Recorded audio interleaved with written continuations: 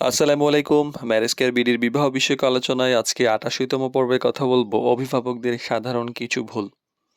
বিয়ের ক্ষেত্রে অভিভাবকদের ভূমিকা অত্যন্ত গুরুত্বপূর্ণ। তাদের সিদ্ধান্ত, ভূমিকা, আচরণ অনেক সময় অনেক সম্পর্ক গড়ে ওঠা বা ভেঙে যাওয়ার পিছনে বড় ভূমিকা পালন করে।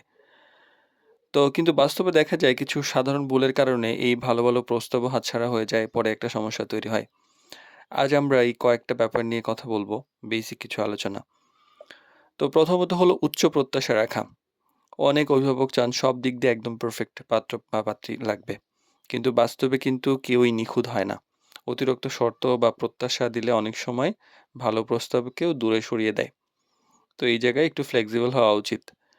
আর সন্তানকে সম্পৃক্ত করেন না অনেকেই, মানে সন্তান আগ্রহী না বা সন্তানের চাহিদা অন্যরকম। কখনো কখনো দেখা যায় অভিভাবকরা নিজেরাই সিদ্ধান্ত নিয়ে ফেলেন, একটা পর্যায় পর্যন্ত যান, কিন্তু শেষে সন্তানরা ক্যানসেল করে দেয়। আবার অনেক সময় বিয়েও হয়ে যায় যেটা তাদের মতামতের বাইরে, তখন পরবর্তীতে মানসিক অমিল এবং মানসিক দূরত্ব তৈরি হয়। আর বাহ্যিক বিষয়কে অনেকে বেশি গুরুত্ব দেন, যে চেহারা, টাকা, স্ট্যাটাস এইসব বিষয়কে গুরুত্ব দেন। চরিত্র, মানসিকতা, দিনদারিতা এই ব্যাপারগুলো অনেক ক্ষেত্রে উপেক্ষিত থেকে যায়, পরবর্তীতে যা সমস্যার কারণ তৈরি হয়। অনেকেই তাড়াহুড়া করেন, অনেকেই দেরি করেন।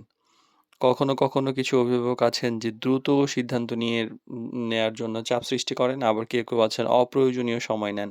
এই ২ টাই বড় ক্ষতির কারণ। আর সামাজিক চাপকে অনেকেই গুরুত্ব দেন, যে মানুষ কি বলবে? এইটার সঙ্গে তো ওইটা হয় না। এটা তো ওইটার সাথে যায় না। এইটা করলে আমরা আত্মীয়স্বজন কি বলবে? এই ধরনের ব্যাপারগুলা আ থেকে অনেক ক্ষেত্রে মানে অনেক সিদ্ধান্ত নেয়া হয় যেগুলা বাস্তবে শান্তির বিষয়টাকে উপেক্ষিত করে ফেলে। আর যথাযথ যাচাই অনেকেই করেন না। মানে কখনো, কখনো অন্ধবিশ্বাস না করেই যাচাই ছাড়া বিয়ে-শাদী করে ফেলেন। বাছাই করা ছাড়াই বিয়ে করে ফেলেন, বা একটা পর্যায় পর্যন্ত যান যা ভবিষ্যতে ঝুঁকি তৈরি করে। আর অভিভাবকদের একটা ভূমিকা হলো যে আ সঠিক দিক নির্দেশনা দেওয়া, চাপ সৃষ্টি করা নয়। তো সন্তানের মতামত, বাস্তবতা এবং পারস্পরিক বোঝাপড়া এই ৩ টির সমন্বয় যদি সচেতনভাবে করা যায় তাহলে ভালো সিদ্ধান্ত নেওয়া সম্ভব।